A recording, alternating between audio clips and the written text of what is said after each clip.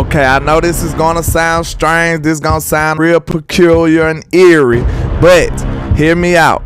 I feel like the Philadelphia Eagles' success was a necessary evil for the Cowboys' future. I can't see a thing, all this money in my face. Hey, I just blew a bag, ran it back the same day. Hey, ain't no looking bad, bitch, came a long way. Hey, I know that they mad, but let them hate. Hey, that what make them hate, that what make them hate. Hey, and we just getting cake and they just in the way. Hey, that what make them hate, that what make them hate. Hey, cause we just getting cake and they just in the way. Hey, landlord is showing how to ball, boy. Okay, I know that sounds strange, so before you challenge me to a duel, you need to just listen, understand, hear me out. The reason I say that is because the way that the Philadelphia Eagles got this job done, reaching the Super Bowl in such a short span of time, I know that just grinds Jerry Jones' gears. I know he just don't understand. It's gonna make him do some soul searching. He gonna have to realize that maybe he does have to do things differently. Maybe he does have to stop listening to Stephen Jones and actually be risky and go for the gusto, actually push all the chips in the middle of the table and commit to a couple of years and making real runs to the Super Bowl. We see all the other teams have been successful doing this method. We've been building from the draft. Like I said before, if we was living off of free agents, we'll be starving to death. We'll be anorexic around here. It would not be working. We've been living off the draft and bargain basement free agents just coming in being miraculous.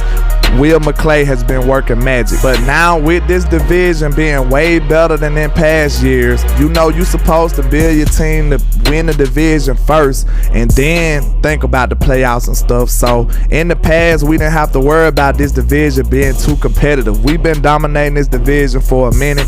Even though we didn't have back-to-back wins, we still know our division has been pretty subpar over the years.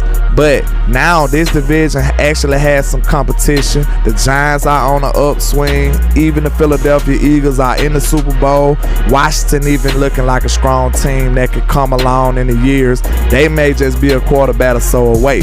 So now the Joneses is more pressure on them to actually build a real team to be committing and be a contender in the NFL. Now we don't have room to be playing around with these bargain basement free agents that could barely come in. Nobody wanted them and we make the world out of them. Maybe now this will let Jerry Jones give Will McClay a real budget so he can really go and acquire some real free agent talent and tip this scale and get us over this hump. And now we actually have a competitive division to push us to do so.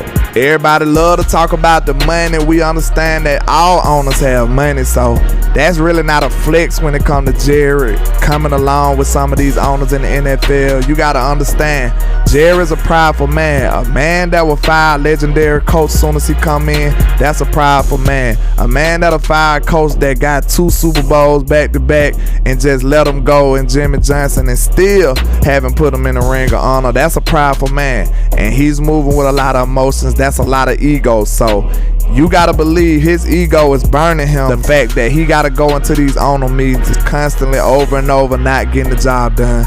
Jerry Jones is relinquishing a little power from Mike McCarthy. I think that stems from the success of the Philadelphia Eagles. He realized that he has to go in another way, and it's no doubt about it, he has to do something differently.